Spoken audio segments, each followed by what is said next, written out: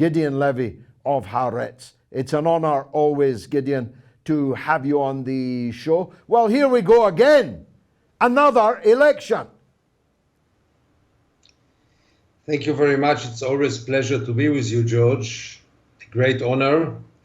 And I couldn't phrase the situation better than you did. I mean, you said it all. You said it all.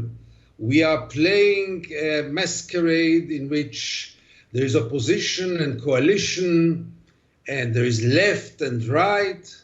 But by the end of the day, in Israel of 2022, there is only right and extreme right. Nothing else but this. What's the proximate reason for the fall of the government and the calling of yet another poll? None of the two blocs, so to say, can get a real majority. So we are now going the fifth time to the ballots, and I can almost promise you that the outcome will be very similar again. There is a problem that because they are so similar, maybe because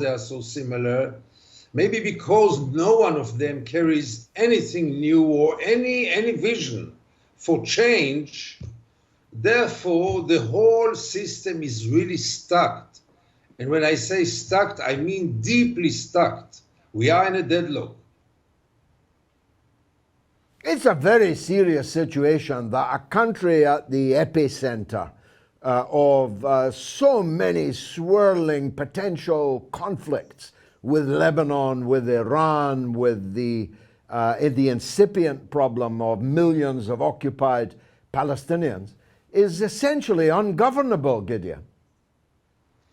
It's not only this, there are also many domestic problems, and don't underestimate them, because whenever we speak about the problems of Israel, we always speak about the foreign policy and security policy, but finally Israel is also struggling also on its character, on its profile.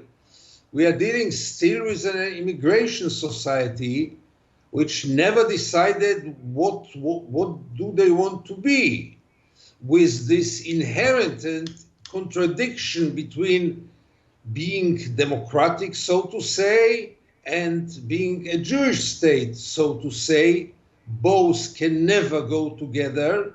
And Israelis lie themselves, claiming that it is possible to be both a Jewish state and a democratic state governing 5 million Palestinians under occupation.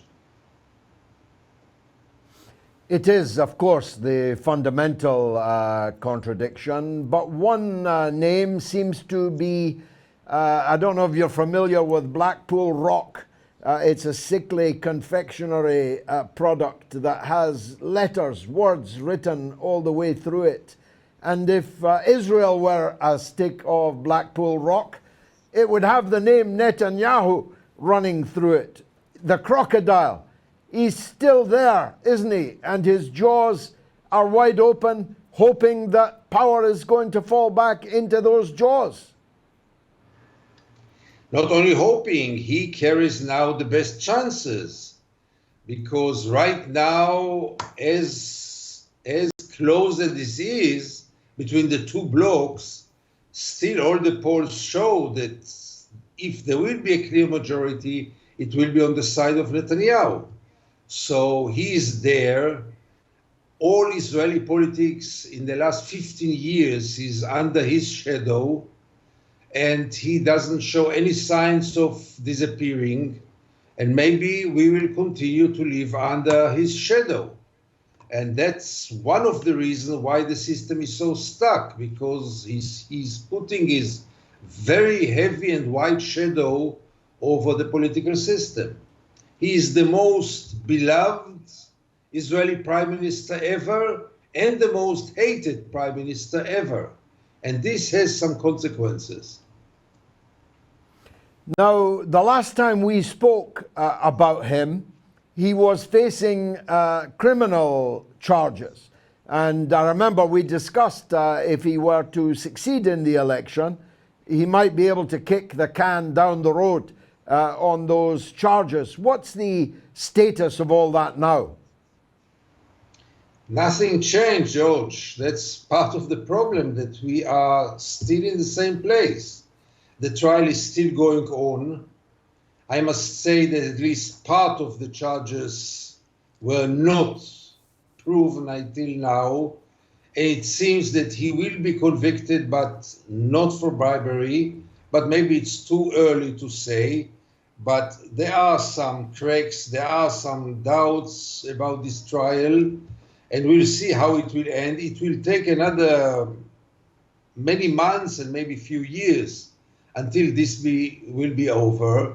And meanwhile, he will do anything possible to regain power, to become again prime minister, and to try to change the rules of the game.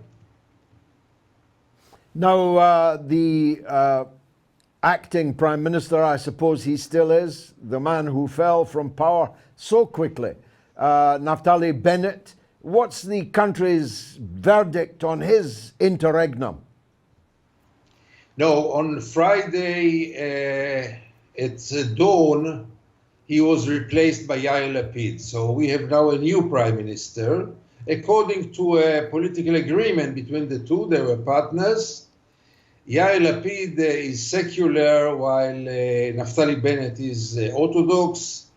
Yair Lapid is a former TV anchor for many, many years, very popular TV anchor.